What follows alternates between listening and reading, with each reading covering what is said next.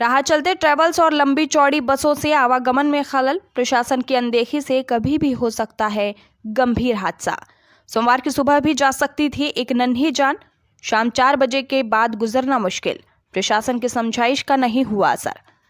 जी हां, विधानसभा चुनाव के कुछ माह पहले जब स्थानीय प्रशासन ने नगर के बस स्टैंड की सुध ली तो नगर के लोगों के साथ साथ यात्रियों को भी इस बात का भरोसा हुआ कि इतने सारे अधिकारी एक स्थान पर एकत्रित हुए हैं तो कुछ बड़ा बदलाव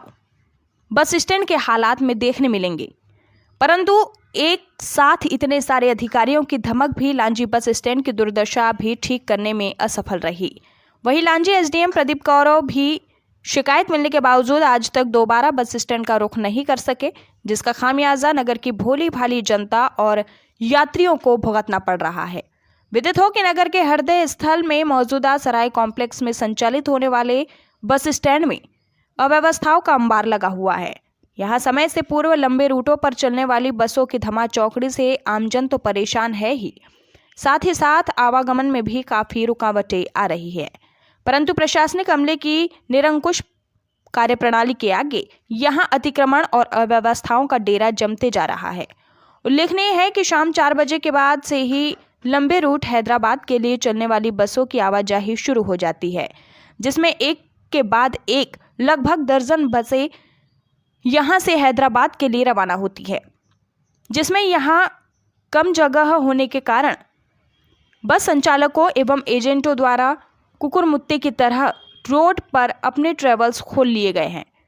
जिसमें बसों का खड़ा होना तो दूर, 2 कदम सरकाने के लिए भी चालकों के पसीने छूट जाते हैं। परंतु ज्यादा सवारी की प्रतिस्पर्धा की दौड़ में यहाँ के एजेंट और संचालक नियमों को दरकिनार कर बसों का संचालन कर रहे हैं, जिससे कभी भी बड़ा हादसा हो सकता है। वहीं स्कूल की छुट्टी भी शाम 5 बजे के बाद होती है, जिससे इसी मार्ग से ज़्यादातर बच्चे गुजरते हैं, जो लंबे रूटों पर चलने वाली बसों की धमक से सहमे सहमे होकर यहाँ से गुजरते हैं।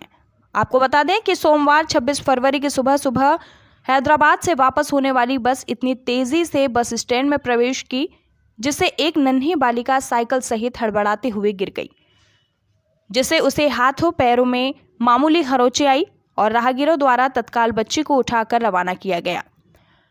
परंतु कुछ पल की देरी से उस नन्ही बच्ची की जान भी जा सकती थी। इस संबंध में जागरूक नागरिकों द्वारा लांजी एसडीएम और एसडीओपी को भी दूरभाष पर जानकारी दी गई, परंतु उनके द्वारा कोई भी कार्रवाई न करते हुए ढुलमुल सा जवाब देकर इतिश्री कर ली गई। आपको बताते चले कि बीते समय में जब प्रशासन द्वारा बस स्टैंड का औचक निरीक्षण किया गया और बस संचालकों सहित एजेंटों को समझाइश देकर व्यवस्था तथा व्यवस्थित तरीके से बसों का परिवहन करने के निर्देश दिए गए थे, परंतु 2 दिन तक व्यवस्थाओं का दिखावा करने के बाद पुराने ढर्रे पर बसें भी चलने लगी और प्रशासन भी गहरी नींद में सो गया, जिसका पूरा फायदा लंबे रूटों पर चलने वाली बसों के संचालक और एजेंट उठा रहे हैं और किसी की नजर भी इन पर नहीं पड़ रही है।